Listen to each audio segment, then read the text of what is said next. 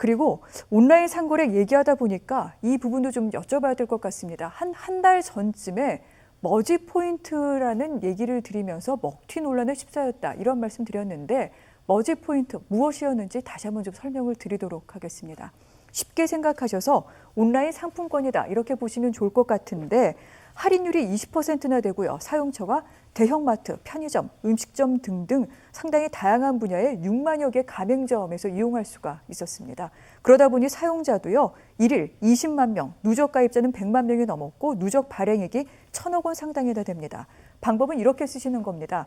머지 포인트에 10만 원짜리 상품권을 20% 할인해서 8만 원에 살 수가 있습니다. 그리고 이것을 들고 가서 마트나 편의점 등등에서 앱을 이용해서 10만 원어치의 상품을 구매할 수 있기 때문에 상당히 많이 인기를 얻었는데 그런데 갑자기 거래 분야가 축소가 됐고 환불이 중단이 됐습니다.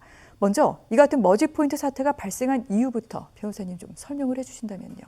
예, 머지 플러스 같은 회사는 우리나라 현행 제도상 상당히 사각지대에 있는 거랑 맞습니다. 네. 현행법상 이렇게 2개 이상의 업종에 사용되는 머지머니를 발행할 경우에 있어서는 전자금융업으로 등록을 해야 합니다. 네. 근데 전자금융업으로 등록을 하면 소비자 보호를 위해서 여러 가지 조치들을 취해야 되는데요.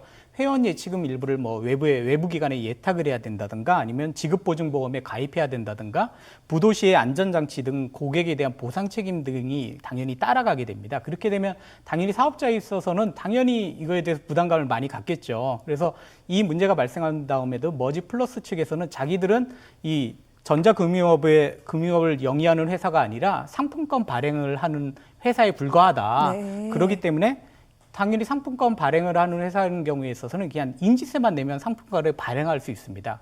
근데 여기서 문제가 되는 게 뭐냐면 우리가 금융감독원이나 금융위원회 같은 금융감독기관은 네. 등록된 전자금융화 업체만 관리할 의무나 권리가 있습니다. 그러니까 미등록 업체는 관리할 네. 권한 자체가 없는 거죠.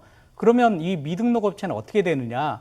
미등록 업체는 이런 문제가 발생하고 나면 이게 법 위반이 있었을까 없었을까 하면서 수사기관에 고발이 된다든가 고소가 된다든가 아니면 수사기관이 이를 알게 되면 이를 수사를 해서 위반이 있으면 처벌하는 수준으로 가게 됩니다. 그러니까 현행법상 시스템상 문제가 발생하기 전에는 이를 관리 감독을 전혀 할 수가 없고 문제가 발생한 다음에 이거에 대해서 어떻게 처리할 거의 문제만 남는 문제가 생기기 때문에 현재와 같은 결과에 이르렀다고 봐야죠. 그렇군요.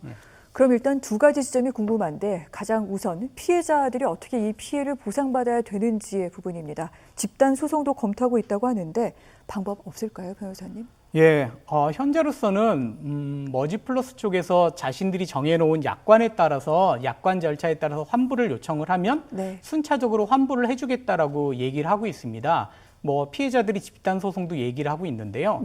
환불을 해주건 집단 소송을 통해서 하건 회사가 돈이 있어야지 배상을 해주지 않겠습니까? 근데 이건 소송을 해도 마찬가지이고요. 그래서 현재로서는 회사가 자금을 해서 자금을 좀 마련을 해가지고 환불을 해주는 방법 외에는 특별한 방법은 없는 것으로 판단이 됩니다. 그렇군요. 그런데 지금 이 같은 사태가 불거진 와중에 회사가 자금을 마련하기란 요원하고 그래서 좀 피해자들이 여러 가지로 좀 어려움을 겪을 가능성이 높다. 이런 얘기가 많이 나오는 것 같습니다.